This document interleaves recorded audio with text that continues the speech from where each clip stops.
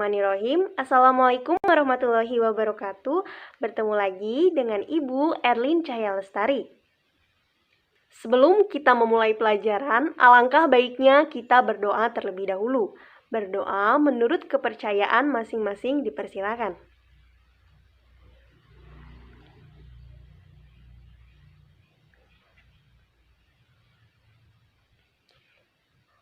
Baik, di pertemuan sebelumnya kita telah membahas mengenai pengertian, ciri-ciri, struktur, dan membedakan antara kalimat fakta dan opini dari teks eksposisi.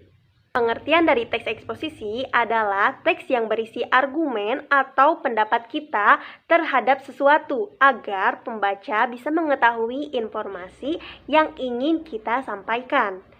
Adapun ciri-ciri dari teks eksposisi, yang pertama informatif, yang kedua berdasarkan fakta, yang ketiga berusaha untuk mempengaruhi, dan yang keempat menggunakan bahasa Indonesia yang baik dan benar. Ada struktur dari teks eksposisi. Masih ingat strukturnya? Strukturnya ada 3. Yang pertama, tesis. Tesis merupakan pengenalan permasalahan, isu. Dan yang kedua, ada rangkaian argumentasi, berisi pendapat-pendapat. Dan yang ketiga, ada rekomendasi atau penegasan ulang, yang berisikan kesimpulan. Selanjutnya, membedakan antara kalimat fakta dan opini.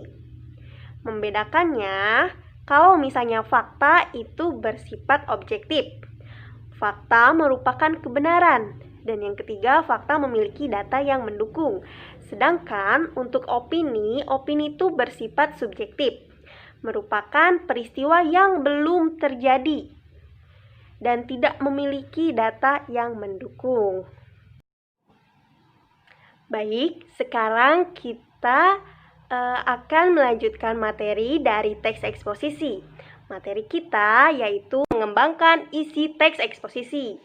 Nah, dalam pembahasannya ada 2. Yang pertama, melengkapi tesis dengan argumen yang mendukung. Dan yang kedua, menyampaikan kembali gagasan dalam teks eksposisi dengan bahasa yang berbeda. Baik, kita akan ke materi yang pertama, yaitu melengkapi tesis dengan argumen yang mendukung. Eksposisi dikembangkan berdasarkan gagasan pokok yang dinyatakan dalam tesis atau pernyataan pendapat. Untuk menguatkan pendapat tersebut, digunakanlah argumen-argumen. Tesis yang disampaikan merupakan gagasan pokok yang dikembangkan menjadi sebuah paragraf utuh dengan menambahkan gagasan penjelas berupa argumen. Ada gagasan pokok. Gagasan pokok merupakan ide dasar atau sebuah inti pembahasan yang tertulis di dalam paragraf. Biasanya terletak pada awal kalimat, disebut dengan deduktif. Dan untuk di akhir kalimat biasanya disebut dengan induktif. Sedangkan gagasan penjelas adalah kalimat yang dikembangkan untuk menjelaskan gagasan utama. Perhatikan contoh gagasan pokok dan gagasan penjelas pada teks eksposisi berjudul Pembangunan dan Kerusakan Lingkungan. Di gagasan pokok, bumi saat ini sedang menghadapi berbagai masalah lingkungan yang serius. Kemudian, untuk menjadi suatu paragraf, dibutuhkan gagasan penjelas. Gagasan penjelasnya berisi kalimat-kalimat untuk menjelaskan dari gagasan pokok. Bisa dilihat sendiri contohnya ya. Nah, yang kedua, menyampaikan kembali gagasan dalam teks eksposisi dengan bahasa yang berbeda. Menyampaikan kembali gagasan dalam teks eksposisi dengan bahasa yang berbeda merupakan sebuah teknik untuk menyajikan kembali gagasan dari sebuah teks eksposisi dengan bahasa yang sama sekali berbeda, namun tidak mengubah inti dari gagasan maupun teks asli. Hal ini dapat dilakukan sebagai berikut. Yang pertama, menentukan gagasan-gagasan penting dari teks eksposisi. Yang kedua, menentukan inti dari gagasan-gagasan tersebut. Yang ketiga, menentukan hubungan antar gagasan. Dan yang keempat, menyajikan kembali gagasan-gagasan tersebut dalam bentuk dan bahasa yang baru tanpa mengubah inti dari gagasan tersebut. Selanjutnya, di sini ada contoh menyampaikan kembali gagasan pokok yang terdapat dalam teks eksposisi berjudul Pembangunan dan Kerusakan Lingkungan. Bisa dilihat di sebelah kiri adalah penyampaian dalam bentuk teks eksposisi. Tulisannya masih seperti semula. Dan di sebelah kanan penyampaian dengan bahasa yang berbeda. Kalimatnya sudah berubah. Namun inti dari gagasan pokok yang ada di teks eksposisi sebelum dirubah menjadi penyampaian dengan bahasa yang berbeda itu masih tetap sama. Nah, tidak merubah inti dari gagasan tersebut.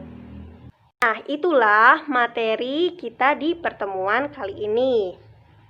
Jadi, dalam mengembangkan isi teks eksposisi ada dua pembahasan. Yang pertama, melengkapi tesis dengan argumen yang mendukung.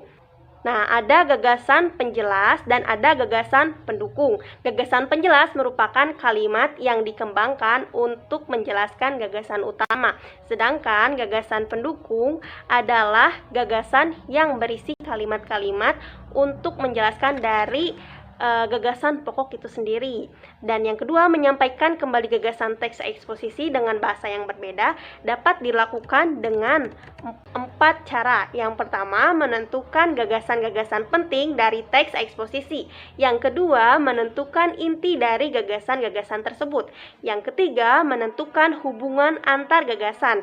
Yang keempat, menyajikan kembali gagasan-gagasan tersebut dalam bentuk bahasa yang baru tanpa mengubah inti dari gagasan tersebut.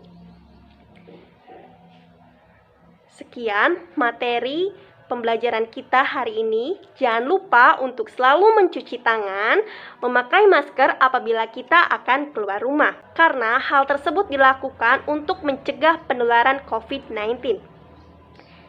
Terima kasih. Wassalamualaikum warahmatullahi wabarakatuh.